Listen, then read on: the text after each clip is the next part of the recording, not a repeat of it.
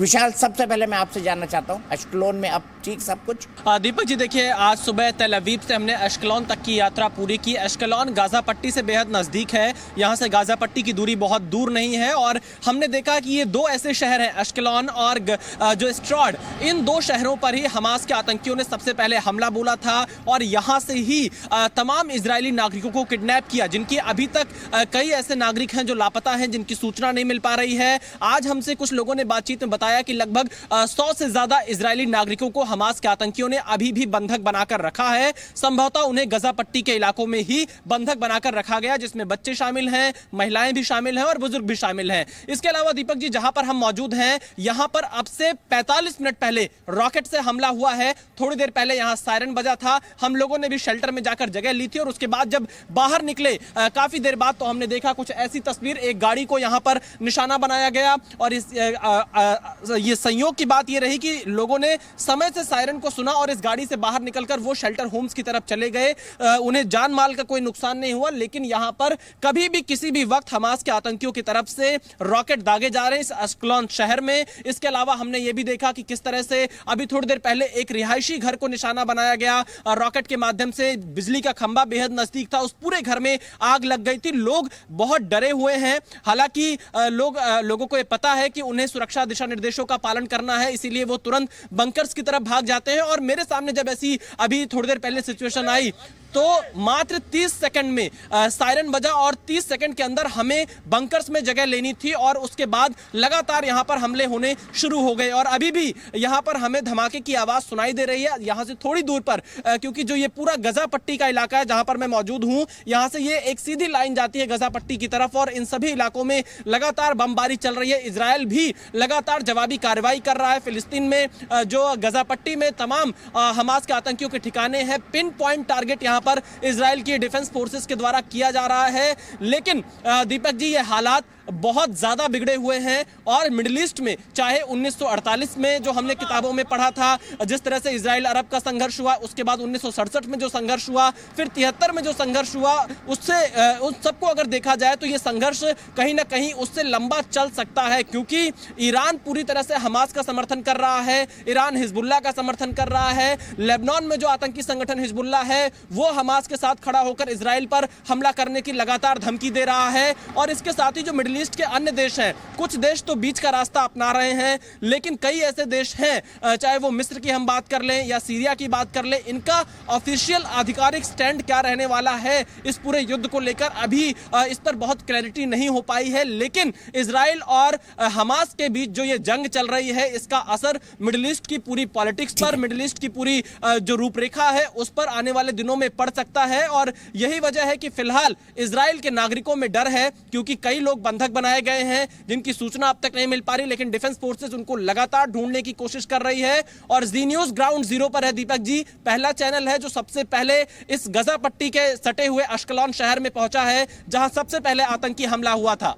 ठीक है विशाल, आप तस्वीरें मुझे दिखाइए और साथ ही साथ ये भी बताइए। मुझे याद है जून 2000 में मैं तेल अवीव भी गया था, मैं फिलिस्तीन भी गया था, रामल्ला भी गया था लाल कृष्ण आडवाणी जी तब के गृह मंत्री के साथ, और मैं वहाँ की समस्या को मैंने खुद जाके फर्स्ट हैंड इंफॉर्मेशन विशाल ली थी। बहुत ही भयावह हालत है। इसराइल में चले जाएं आप तो हर तरफ समृद्धि दिखाई देती है, और जैसे ही फिलिस्तीन में आप घुसते हैं तो मालूम पड़ता है ये तो देश जो है अब यहाँ पे रहने लायक परिस्थितियां नहीं है। लेकिन फिर भी ये युद्ध, इसमें खाड़ी फिलिस्तीन का एक तरफ होना, उसके साथ मुस्लिम ब्रदरहुड वाले लोग जुड़े हुए हैं, और दूसरी तरफ एक तरफ पश्चिमी देश है। तो क्या आपको लगता है ये जो संघर्ष है ये एक बड़े संघर्ष में बदल सकता है? देखिए बिल्कुल, फिलहाल हालात ऐसे दिखाई दे रहे हैं कि जिस तरह से पश्चिमी देश हो या अमेरिका हो, ये पूरी तरह से इजराइल के साथ खड़े होते हुए दिखाई दे रहे हैं। जबकि अगर हम फिलिस्तीन की बात करें तो उनके साथ ईरान खड़ा है और अन्य जो अरब देश हैं वो फिलिस्तीन का साथ लेते हुए दिखाई पड़ सकते हैं। हालांकि सऊदी अरब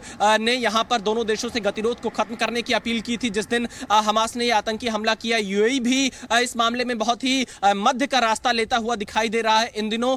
लेकिन सीरिया, मिस्र और ये जो इलाके हैं, चाहे वो लेबनान का एरिया हो, जॉर्डन का हो, इन सब देशों का रुख क्या रहने वाला है ये काफी महत्वपूर्ण होगा। लेकिन मैं आपको तस्वीरें दिखाता हूं दीपक जी। अब से 45 मिनट पहले की ये तस्वीर है जहां पर रॉकेट से हमला हुआ है अश्कलॉन शहर में। हम यहां पर लगभग 3 से 4 जगहों पर जा चुके हैं जहां किसी भी वक्त रॉकेट से हमला हो जा रहा है। लोगों को मात्र 30 सेकंड से 1 मिनट का वक्त मिल रहा है अपने शेल्टर्स होम्स में जाने के लिए, वहां पर छिपने के लिए। और मैंने खुद इस चीज को महसूस किया जब हम शेल्टर्स होम्स में जाकर छिपे तो लगभग 10 से 15 बार जोरदार धमाके हमें सुनाई दिए। हमें लगा कि ये रॉकेट कहीं हमारे आसपास ही आकर ना गिर रहा हो, लेकिन वहां से काफी दूरी पर गिरा, कई घरों पर जाकर ये रॉकेट गिरे हैं। और सबसे जो बड़ी बात है, यहां पर हमास के द्वारा रिहायशी इलाकों को लगातार निशाना बनाया जा रहा है। जहां पर आम नागरिक मौजूद रहते हैं, वो रहते हैं, उन पर लगातार अटैक किया जा रहा है हमास के आतंकियों की तरफ से। हालांकि इजराइल यहां पर लगातार जवाबी कार्रवाई कर रहा है। कल रात जब हम तेल अवीव पर पहुंचे तो हमें ऐसी भी रिपोर्ट मिली कि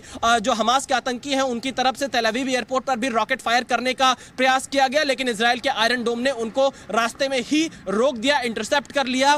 तो कहीं ना कहीं जो अभी हालात बने हुए हैं, वो चाहे गजा पट्टी से सटे हुए इलाके हो इजराइल के, या यरूशलेम का जो इलाका हो, या फिर नॉर्थ पर भी इजराइल ने जो लेबनान से सटा हुआ बॉर्डर है वहां पर भी उस बॉर्डर को पूरी तरह से सील कर रखा है। और लेबनान से सटे हुए बॉर्डर पर भी बड़ी संख्या में जो इजराइल के सैनिक हैं उनकी तैनाती की गई है। और इसके अलावा जो रिजर्व सैनिक होते हैं, क्योंकि इजराइल का ये एक मैंडेटरी नियम है कि जो भी यहाँ के लोग हैं उनको यहाँ के मिलिट्री के लिए काम करना है, उस रिजर्व फोर्स को भी बुला लिया गया है अलग अलग पोस्ट के लिए। और आज सुबह उसी रिजर्व फोर्स में से एक 25 साल की लड़की से हमारी मुलाकात हुई, जिन्होंने रोते हुए हमें यह बताया कि किस तरह से उनके जो फ्रेंड्स हैं जो इस समय इजराइल के लिए लड़ रहे हैं, उन लोगों को भी यहाँ पर कुछ लोगों की जान गई है, कुछ लोग किडनैप किए गए हैं। और साथ ही उन्होंने हमें बताया कि जो छोटे बच्चे हैं वो भी हमास के द्वारा किडनैप किए गए। किस हाल में हैं, किस स्थिति में हैं, ये किसी को नहीं पता है। इससे यह अंदाजा लगाया जा सकता है कि ये जो अभी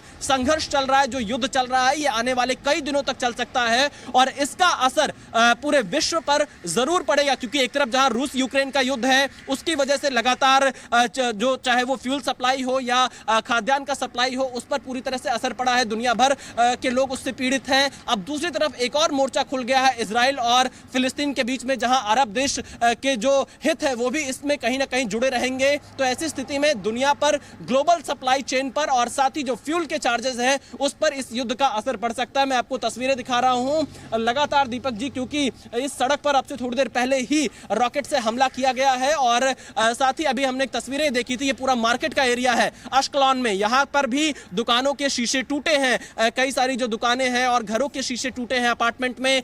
लोग यहां पर इजराइल का झंडा अपने घरों पर लगाए हुए हैं। हमने ये देखा कि किस तरह से यहां पर जो लोग थे अब से थोड़ी देर पहले वो इजराइल का झंडा लेकर वेव कर रहे थे। वो ये कह रहे थे कि इजराइल जीतेगा। और यहां पर जब ये रॉकेट से हमला हुआ उसके थोड़ी देर बाद की तस्वीरें थी। खास तौर पर मैं देख रहा हूं उन इलाकों में ही ये रॉकेट से हमले किए जा रहे हैं जो रिहायशी इलाके हैं, जो मार्केट के इलाके हैं। और इसमें फिलहाल आप ये कह सकते हैं कि आज अभी जिस इलाके में मैं मौजूद हूं, यहां पर किसी को जान माल का नुकसान नहीं हुआ है, क्योंकि समय रहते लोग शेल्टर होम्स की तरफ तुरंत भागते हैं, अपना सब कुछ छोड़कर सीधे वो शेल्टर होम्स में जाकर, बंकर्स में जाकर शरण लेते हैं। हमने छोटे बच्चों को भी देखा, काफी डरे हुए थे, उनके चेहरों पर भी काफी डर हमको दिख रहा था, क्योंकि जितनी तेज आवाजें आ रही थी उससे कोई भी डर जाएगा। और बच्चे जिस तरह से बंकर्स की तरफ भाग रहे थे, उससे हमें यह अंदाजा लगा कि हालात बेहद गंभीर हैं और लोगों को फिलहाल जो लोकल गाइडलाइंस है उसके मुताबिक आगे बढ़ने के लिए कहा जा रहा है। ग्राउंड जीरो पर हम लगातार मौजूद हैं, अलग अलग हिस्सों में जा रहे हैं जो कि गजा पट्टी से सटे हुए इलाके हैं इजराइल के,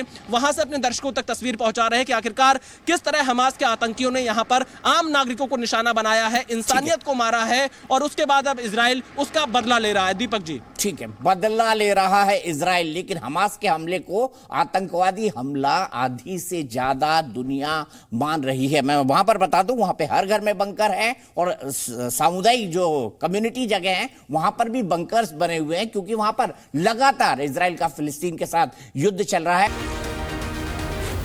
Z News.